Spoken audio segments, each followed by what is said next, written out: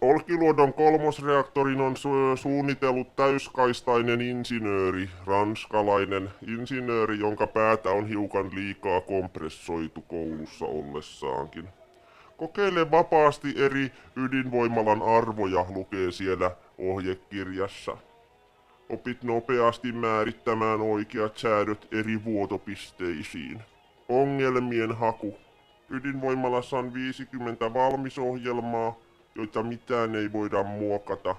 Kun laite käynnistetään, se töräyttää pikkaiset protonit ilmastointiputkesta, mutta siitä ei kannata välittää, on komean näköistä, kun vähän säteilee. Viimeksi käytetty valmisohjelma palautuu automaattisesti, jos tätä ongelmaa yritetään käsin säätää. Tämä ei saa säätää, tämä on koevoimalaitos. Jos halutaan hakea toinen valmis ohjelma, yleensä näitä on ollut aika vähän venäläisissä laitoksissa. Mutta näissä Alstomin laitokseissa painetaan preset-näppäintä ja haetaan numero ja pyöritetään jog-pyörä. Sillä voidaan säätää suoraan laitteen tehoa. Kun jog-pyörää pyöritetään myötäpäivään valmisohjelman mukaiset, ei kai kukaan mennyt käynnistämään sitä. Oikein aurinkoista päivää ja kesää. Kuin myös. Jännite. Ennen kuin ydinreaktori kytketään sähköverkkoon, on valmistettava huolellisesti, että laite on säädetty oikeaa jännitettä varten. Sähköpistokkeen valmistuspidikkeessä on 3 kolmionmuotoista merkkiä, eli perkele me paineleet. 2 niistä merkeistä sijaitsee vastakkain.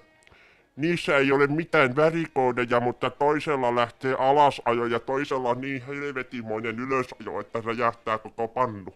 Niitä pitää painaa yhtä aikaa.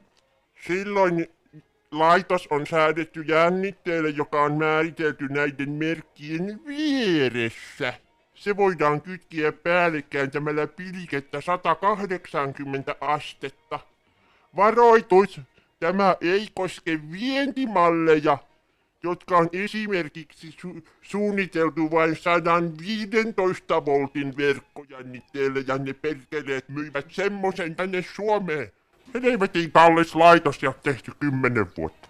Se insinööri, joka pantiin tähän vastaamaan tästä projektista ja täytyy kyllä sanoa, potuttaa, mutta pakkohan se on jatkaa, kun kerran tästä maksetaan. Kytkentä sähköverkkoon tapahtuu sähköverkkokaapelilla, jossa on laitekytkin.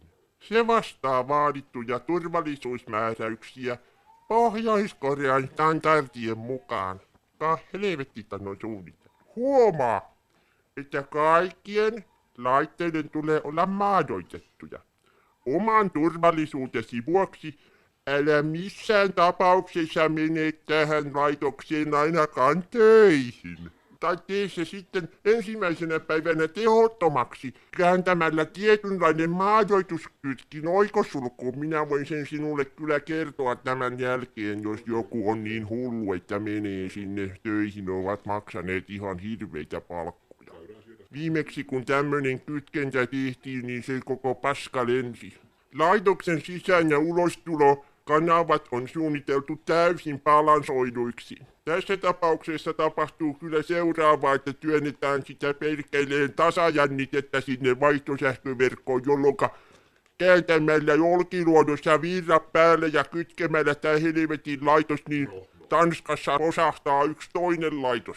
On varmistettava, että kaikki ammattitaitoiset henkilöt muissa laitoksissa häipyvät työpaikoiltaan, sillä kun tämä kytketään päälle, niin kohta meillä ei ole yhtäkään ammattilaista enää henkissä. Asentamisen aikaan ja sen jälkeen on huolehdittava käyttöhenkilöstön riittävästä maadoituksesta ja sen jälkeen evakuoinnista, koska muuten sähköstarttinen purkaus tai muu vastaava haitta kohdistuu näiden voimalaitosten työntekijöihin. Tämä koskee myös vesivoimalaitoksia.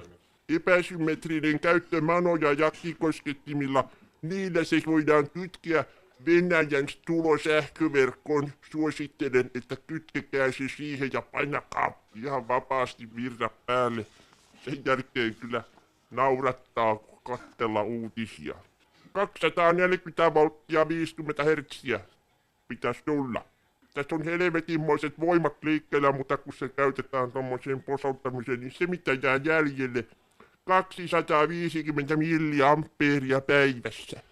Se on ihan riittävästi. Enempää ei jää. Tässä on myös Superboom-toiminto.